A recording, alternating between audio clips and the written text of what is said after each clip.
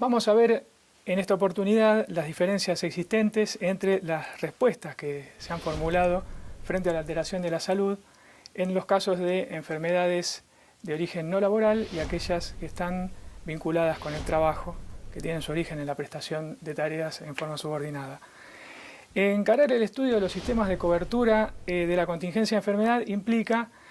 de alguna manera, asignar al derecho de la seguridad social el reconocimiento, el mérito de haber reconocido el derecho a la salud, que se suele identificar, siguiendo la definición de la Organización Mundial de la Salud, como un estado completo de bienestar físico, mental y social, y no meramente como la ausencia de afecciones o enfermedades. Este derecho se encuentra en la actualidad expresamente consagrado con la jerarquía que le confirió la reforma del año 94 a un conjunto de instrumentos internacionales sobre derechos humanos, en el artículo 25 de la Declaración Universal de Derechos Humanos y en el artículo 12 del Pacto Internacional de Derechos Económicos, Sociales y Culturales. Estuvo en un momento de nuestra historia reconocido en la Constitución de 1949, en el artículo 37, que garantizaba el derecho a la preservación de la salud. Su alteración, desde el punto de vista de la seguridad social, se traduce en una situación de necesidad que suele cubrirse con prestaciones sustitutivas del salario y prestaciones médico-asistenciales. Lo cierto es que en nuestro país la protección frente a la contingencia de enfermedad se manifiesta en un régimen disperso en el que, como se verá, se confieren prestaciones distintas mediante prestaciones atendidas en unos casos por entidades gestoras de la seguridad social, en otros por el empleador y aún por una aseguradora privada. Corresponde recordar que hasta 1883, cuando se crea en Alemania el primer seguro social, el seguro social por enfermedad, la contingencia de enfermedad fue pensada durante mucho tiempo como un riesgo individual. Ese primer seguro de enfermedad, superador de la tutela individual y de las formas de protección basadas en el cooperativismo y el mutualismo, fue seguido por otros países europeos, pero amparó únicamente en esa versión original a ciertos trabajadores industriales cuyo nivel de salarios estaba por debajo de determinado tope. La prestación que se brindaba era una prestación sustitutiva de una porción del salario a ese universo inicialmente reducido, pero esta característica que le agregó en cuanto a la obligatoriedad del seguro y que este fuera un mecanismo de cobertura, además de obligatorio, organizado, sirvió para brindar un amparo a la enfermedad que al año siguiente en Alemania, en 1884, se amplió al seguro por accidente de trabajo y en 1889 al seguro de vejez e invalidez. Años después, siguiendo un modelo diferente, el modelo de la ley neozelandesa de 1938, la tendencia en algunos países fue hacia la universalización de la cobertura, que apuntó a garantizar a toda la comunidad prestaciones médico-asistenciales, reemplazando la noción de asalariado por la de residente. Esta ampliación en el universo de beneficiarios fue acompañada también por un cambio en la técnica de financiación. La financiación basada en el impuesto comenzó a reemplazar aquella que era de fuente contributiva exclusivamente. Y también como nota característica de ese modelo propio del siglo XX, encontramos una administración centralizada o con una tendencia hacia la unidad de gestión y una esfera de actuación más reducida de la medicina liberal. Este, a grandes rasgos, fue el modelo de cobertura sanitaria que se implementó en Inglaterra a partir de 1946 y que también funcionó desde 1926 en la ex Unión Soviética. Sobre la base de estos datos, quienes analizan estos temas suelen distinguir dos grandes modelos de cobertura. De un lado, los sistemas que encuadran en los denominados seguros tradicionales de enfermedad, siguiendo el modelo alemán que acabo de referenciar, en el cual las prestaciones se brindan en función de una relación de trabajo o de una relación de empleo público y de la cotización que se efectúa por parte de los sujetos de esa relación, las contribuciones a cargo del empleador y los aportes personales del trabajador. Y en estos casos se advierte, de todas maneras, una esfera de actuación bastante amplia de la medicina liberal de modo conjunto con el seguro obligatorio. Del otro, tenemos como modelo que a grandes rasgos se distingue del seguro tradicional de enfermedad, los denominados servicios nacionales de salud, caracterizados por la nacionalización de la medicina, una escasa esfera de actuación de la medicina privada y una financiación a cargo del presupuesto estatal, con una asistencia igualitaria en favor de toda la población. En nuestro país, el 29 de diciembre de 1989, se sancionaron dos leyes que actualmente regulan toda esta temática, la Ley 23.660 de Obras Sociales y la Ley 23.661, que es la que instituyó el denominado Sistema Nacional de Seguro de Salud, siguiendo en alguna medida o inspiradas en el modelo de la primera ley de obras sociales de 1970, la ley 18.610, que una década después fue abrogada y reemplazada por un régimen distinto o con características que no se identificaban con esa gestión de las obras sociales a cargo de los sindicatos, y también tomó como punto de referencia el de la ley 20.478, que llevaba el nombre de Sistema Nacional Integrado de Salud, vigente hasta que la ley de facto 21.902 derogase este programa de cobertura de salud. Este nuevo marco normativo, desde su entrada en vigencia en el año 1989, se orientó a coordinar y articular la cobertura sanitaria estructurada básicamente sobre tres sectores: la red de hospitales y salas asistenciales públicas, las obras sociales y los prestadores privados, las entidades de medicina prepaga que operan en nuestro país desde 1962 y que actualmente se encuentran reguladas en una ley especial que es la Ley 26.682. El Sistema Nacional de Seguro de Salud, instituido por la Ley 23.661, tiene los alcances de un seguro social, dice su artículo primero, a efectos de procurar el pleno goce del derecho a la salud para todos los habitantes del país. La autoridad de aplicación es, desde el año 1996, la Superintendencia de Servicios de Salud, que en tanto organismo creado en jurisdicción del Ministerio de Salud de la Nación, absorbió las competencias que hasta entonces, en algunos casos competencias superpuestas, tenían el Instituto Nacional de Obras Sociales, la Dirección Nacional de Obras Sociales y la Administración Nacional del Seguro de Salud. Este organismo, además, fue creado con miras a poner en práctica el proceso de desregulación iniciado en el año 1993, por el que a su vez se reconoció a los afiliados el derecho a la libre elección dentro de las obras sociales regidas por esta nueva normativa. El sistema actualmente se estima que cuenta con aproximadamente 20 millones de afiliados. Las obras sociales nacionales cuentan con esta cantidad de afiliados. Unos 7 millones se encuentran cubiertos por las obras sociales provinciales y otro millón por otros sistemas, tales como las obras sociales de las universidades o de las Fuerzas Armadas y de Seguridad, o algunas locales como la Dirección de Ayuda para el Personal del Congreso de la Nación o la obra social del Poder Judicial, además de las instituciones de medicina prepaga. Otro de los aspectos generales en cuanto a la cobertura que debe tenerse presente es que el 27 de julio de 2016 el gobierno argentino procedió a ratificar el convenio 102 de la OIT sobre norma mínima en materia de seguridad social, que había sido aprobado por la Ley 26.678 y haciendo uso de una facultad excepcional contemplada en el propio convenio, no aceptó las partes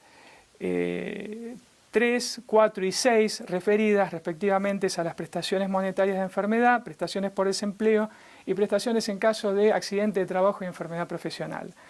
Según establece este convenio de la OIT, que tiene jerarquía superior a la ley, todos los seguros de salud deben garantizar, comprender por lo menos prestaciones en caso, dice, de estado mórbido, que incluyan la asistencia médica general, comprendida la visita a domicilio, la asistencia por especialistas prestadas en hospitales a personas hospitalizadas o no hospitalizadas y la asistencia que pueda ser prestada por especialistas fuera de los hospitales, el suministro de medicamentos, de productos farmacéuticos esenciales recetados por médico y en su caso la hospitalización. Y respecto de la situación de embarazo, parto y de sus consecuencias, la asistencia prenatal, la asistencia durante el parto y la asistencia puerperal y cuando fuere necesaria la hospitalización. Teniendo en cuenta este panorama, en los casos de enfermedad o accidente inculpable, vale decir, de la contingencia patológica que sufre el trabajador por una causa ajena a su voluntad y a las tareas que realiza, el ordenamiento jurídico argentino pone a cargo de las obras sociales el otorgamiento de las prestaciones médico-asistenciales. En estos supuestos corresponde al empleador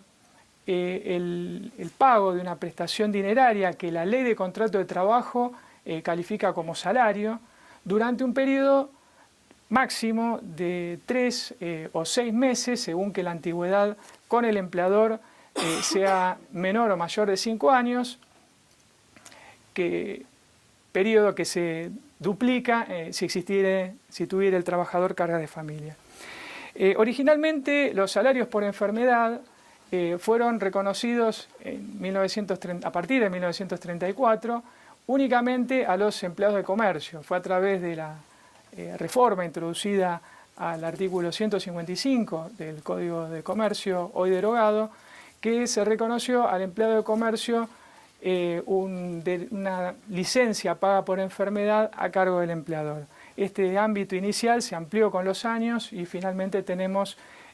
para los trabajadores regidos por la Ley de Contrato de Trabajo esta cobertura desdoblada, la médico-asistencial a cargo de la obra social respectiva y la prestación por estos plazos de 3, 6 o 12 meses, según la antigüedad de carga de familia, a cargo del empleador. Esta protección legal se completa con un periodo no remunerado de hasta un año, contado a partir de que concluye este lapso de licencia paga, durante el cual el trabajador mantiene el carácter de afiliado a la obra social sin necesidad de efectuar aportes. Además, la Ley de Contrato de Trabajo dispone que debe dar aviso en la primera jornada de ausencia sobre la enfermedad y el lugar donde se encuentra y en caso de que el empleador designe un facultativo someterse al control patronal en la situación de enfermedad. En lo que respecta a las enfermedades profesionales y los accidentes de trabajo, desde 1915, año en que se sancionó la ley 9688, la cobertura de estas contingencias se reguló en nuestro país en función de una normativa especial, de un régimen especial. Esta ley tuvo como modelo la ley francesa de 1898 y estuvo vigente durante muchos años hasta que en 1991 fuera reemplazada por un nuevo régimen, el de la ley 24.028. Con la ley 9688 se introdujo respecto de los infortunios laborales un sistema de responsabilidad objetiva tímidamente contemplado, receptado por aquel entonces en la normativa civil, que originariamente se extendía solo a las enfermedades contempladas en un listado que aprobaba el Poder Ejecutivo mediante distintos decretos, pero de manera taxativa. Con el tiempo esto cambió en la medida en que primero en el año 1955 por unos pocos meses, pero finalmente a partir de 1970 con la sanción de la ley 18.913 se reemplazó el listado taxativo de enfermedades profesionales por una definición La ley 18.913 definió la enfermedad profesional como toda aquella que sea motivada por la ocupación en la que se emplea el obrero o empleado. Por esta vía se amplió la cobertura a todas las enfermedades que tuviesen como causa exclusiva la prestación de tareas. Durante la vigencia de estas normas, la jurisprudencia brindó cobertura, amparo a una situación denominada enfermedad de accidente, en la cual el trabajo prestado, las tareas realizadas, se actuaba como un factor agravante o desencadenante de un cuadro preexistente, llevaba por vía de la denominada teoría de la indiferencia de la concausa a responsabilizar al empleador por la totalidad del daño sufrido. Desde 1916 hasta 1996, los accidentes de trabajo y las enfermedades profesionales fueron objeto de una compensación indemnizatoria mediante dos vías alternativas o excluyentes, la que se conoce como la opción con renuncia, contemplada en su momento en el artículo 17 de la ley 9.688 y luego en el artículo 16 de la ley 24.028. ¿Cuál era la característica de esta opción? El trabajador tenía la posibilidad de iniciar un reclamo, de percibir una indemnización tarifada. La cuantificación de la reparación tomaba en cuenta la remuneración del trabajador y el grado de incapacidad mediante un procedimiento sumario y con claras limitaciones a los eximentes de responsabilidad del empleador, o bien iniciar una acción civil acreditando los presupuestos de cualquier acción de daños, la violación material a la ley, el daño sufrido por el trabajador, el nexo de causalidad entre ambos y la imputabilidad al empleador sobre la base de la culpa. Con el antecedente de un proyecto de ley elaborado en 1993 en el ámbito del Ministerio de Economía y en función de lo pactado entre el Gobierno Nacional, la CGT y la representación empresaria que integraba el denominado Grupo de los Ocho, a través del denominado Acuerdo Marco del Empleo, la Productividad y Equidad Social de julio del año 1994, se llega finalmente en 1995 a la sanción de la Ley de Riesgo de Trabajo 24.557. Esta ley introdujo sustanciales reformas al esquema de cobertura de las enfermedades y de los accidentes de trabajo vigentes hasta entonces. Ese esquema inicial, de todos modos, recibió importantes reformas en los últimos años, básicamente a través de dos decretos, el decreto 1278 del año 2000 y el decreto 1694 del año 2009, y dos leyes, la ley 26.773, sancionada en el año 2012, y este año la ley 27.348. La ley de riesgos fijó un ámbito de aplicación personal amplio al comprender a trabajadores en relación de dependencia, funcionarios y empleados públicos, personas obligadas a prestar un servicio de carga pública, bomberos voluntarios, ámbito que luego se amplió a quienes se desempeñan en casas particulares, talleres protegidos, a los pasantes y en caso de actividades realizadas en cumplimiento de una beca. Y a diferencia de los regímenes anteriores, impuso a todos los que contraten trabajadores dentro de dicho ámbito la obligación de contratar un seguro con una ART, una entidad privada con fines de lucro previamente autorizada por la Superintendencia de Riesgo de Trabajo, creada por la ley, por esta misma ley, y la Superintendencia de Seguros de la Nación, salvo en los casos que el empleador hubiese acreditado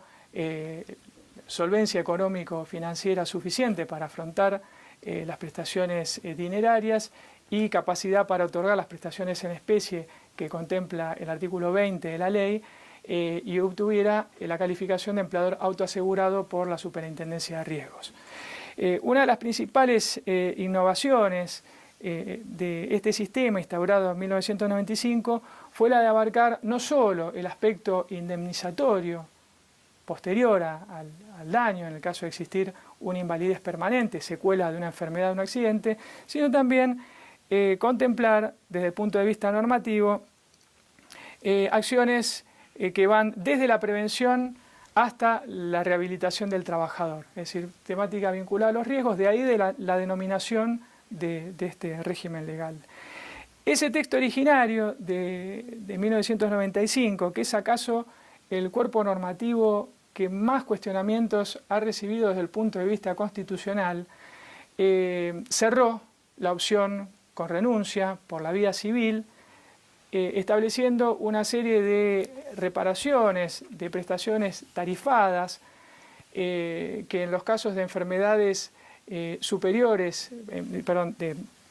incapacidades superiores al 50%, totales, gran invalidez y fallecimiento, únicamente eran cubiertas mediante una renta periódica. No había pagos de una indemnización en efectivo y además se había cuestionado fuertemente las fórmulas y los topes, un tope de 55.000 pesos originario para el capital de estas rentas, teniendo en cuenta que la respuesta económica frente a las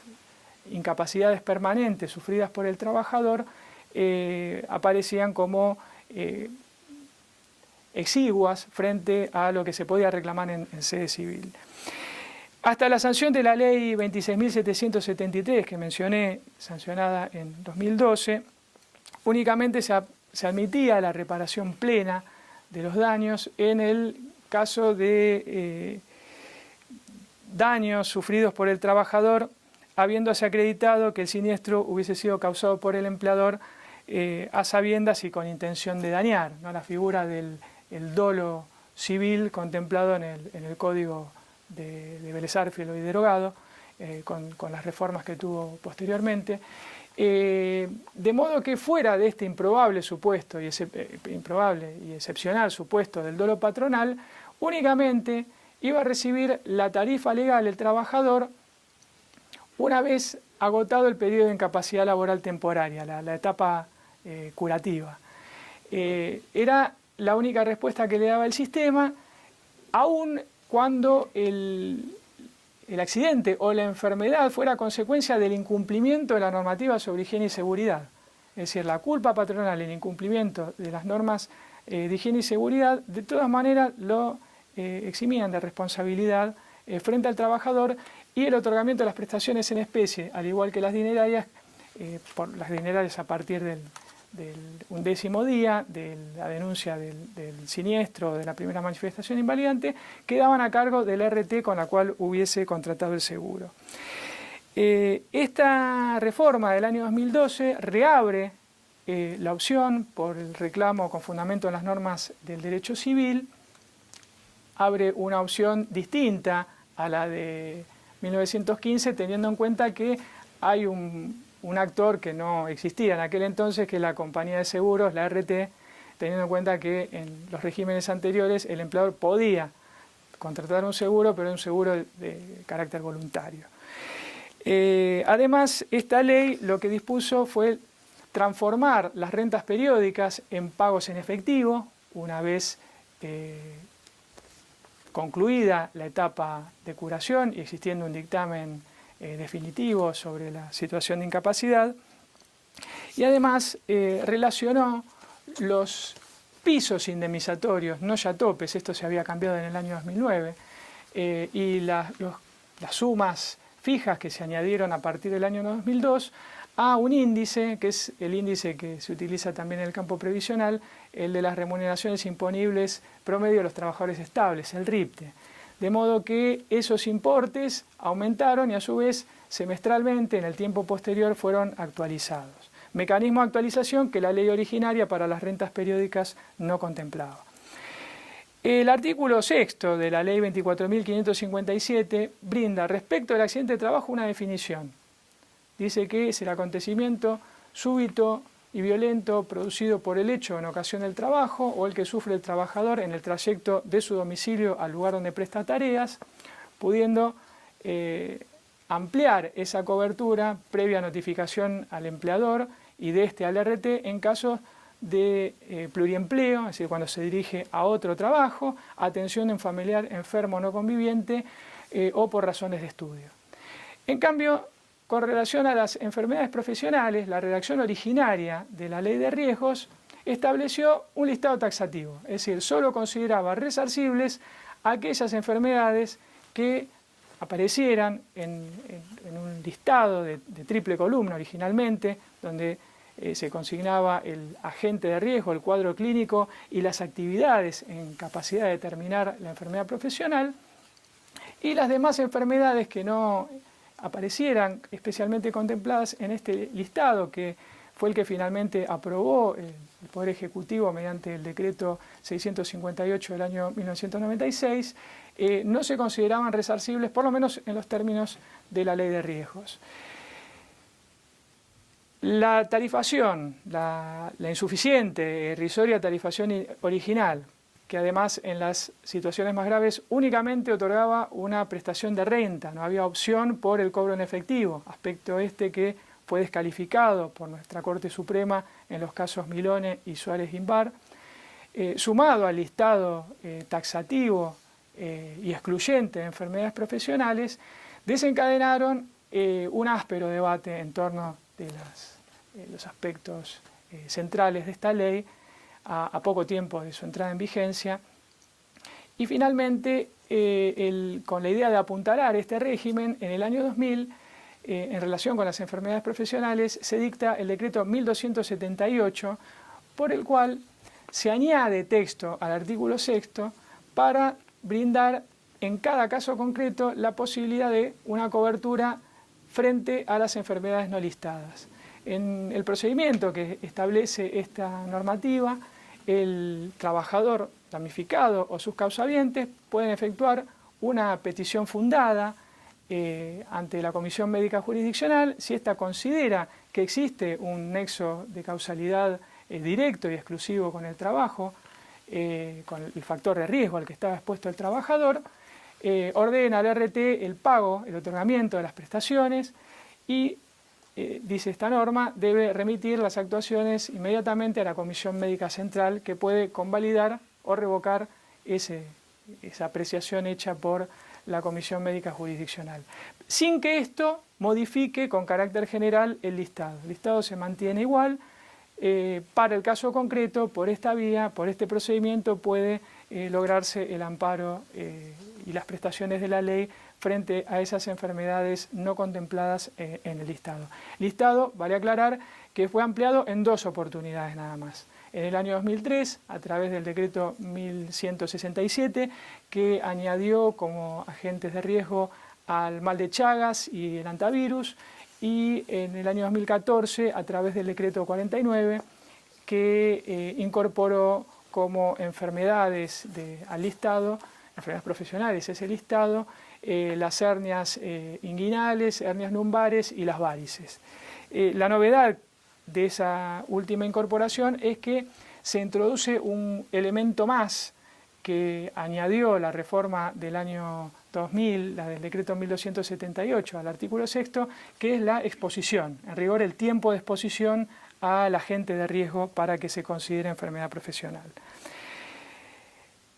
Además de esto, es preciso tener en cuenta que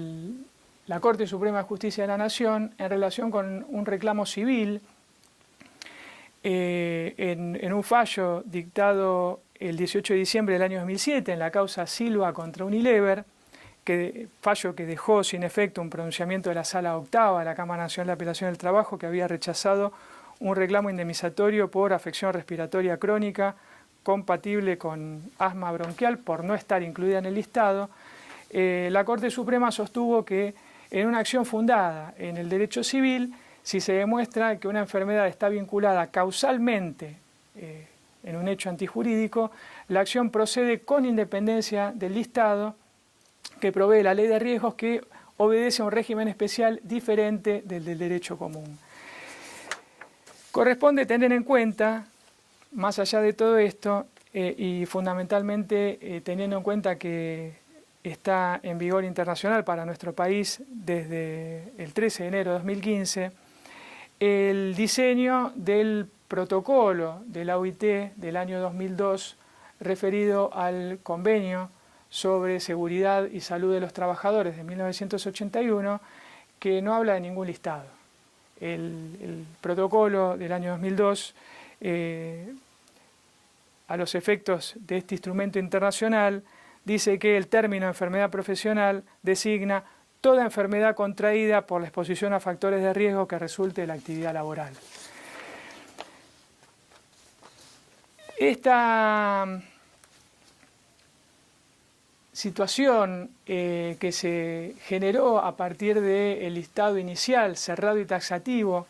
los cuestionamientos judiciales que descalificaron en numerosas oportunidades ese esquema, sumado al monto de las reparaciones que se brindaban en la etapa definitiva, había puesto al trabajador, sujeto de preferente tutela, en el marco previsto en la Constitución y los tratados, en una situación peor a la que le podía brindar el derecho civil, y esto planteó la necesidad, aún antes del año 2012, en el que se reabre la opción con renuncia por el reclamo con fundamento en las normas del derecho común, a iniciar acciones judiciales tendientes a una reparación plena. Tiene vinculación esto también con el sistema previsional, aspecto que es tratado en otras clases de este ciclo, fundamentalmente en el momento en el que el trabajador, a través de un dictamen definitivo, tiene reconocida una incapacidad laboral permanente, cuando la incapacidad es igual o superior al 66% o queda encuadrado en la gravísima situación de la denominada gran invalidez, es decir, una incapacidad total en la que requiere el auxilio de otra persona para los actos elementales de su vida, o peor aún, cuando fallece el trabajador y son sus causavientes los que quedan en situación de desamparo por muerte, en tanto se trate de un afiliado aportante regular o irregular con derecho, en los términos del decreto 460 del año 1999, podrán, en su caso, tramitar ante ANSES el retiro por invalidez, en el caso del trabajador con incapacidad total o gran invalidez, o la pensión por fallecimiento, sus causavientes, que son los que enuncia a este efecto el artículo 53 de la Ley Previsional 24.241, es decir, la viuda, el viudo, él o la conviviente, los hijos hasta los 18 años o los hijos sin límite de edad en el caso de tener alguna discapacidad. Respecto de la sustitución de aportes, de salarios durante la denominada etapa de incapacidad laboral temporaria, es decir, esa etapa curativa en la que no está definida todavía la incapacidad, el grado de incapacidad sufrido por el trabajador, en este periodo recibe una prestación que se determina con las mismas pautas que establece el artículo 208 de la Ley de Contrato de Trabajo en relación con las enfermedades inculpables. Es decir, va a percibir una prestación equivalente al salario que le hubiese correspondido durante ese periodo. Durante todo este periodo, desde la denuncia del infortunio o desde la primera manifestación invalidante, la RT, o en su caso el empleador autoasegurado, tienen que otorgar las prestaciones en especie, las prestaciones médico-asistenciales que contempla el artículo 20 de la Ley de Riesgo. ¿En qué consisten? Prestaciones médico-asistenciales, prótesis y ortopedia, rehabilitación, recalificación profesional y la cobertura de los gastos de sepelio. Las tres primeras, prestaciones de asistencia médica y farmacéutica, rehabilitación y la provisión de prótesis y ortopedia, la debe brindar hasta la curación total del trabajador o mientras subsistan los síntomas incapacitantes. Aclara la ley 26.773, esta que transformó las rentas en pagos únicos y restableció la opción con renuncia, que la percepción de los pagos correspondientes a esta etapa de curación, a la incapacidad laboral temporaria o el otorgamiento de las prestaciones médico-asistenciales no pueden ser consideradas el ejercicio de la opción por las prestaciones del sistema tarifado de la ley. Esto recién se define una vez que exista un dictamen definitivo que clausure esta etapa inicial, esta etapa de curación que se denomina incapacidad laboral temporaria. Conforme a la reforma introducida este año mediante la ley 27.348, la incapacidad laboral temporaria concluye con el dictamen definitivo en el que se reconoce el grado de incapacidad por alta médica, muerte del trabajador o el transcurso de 2 años.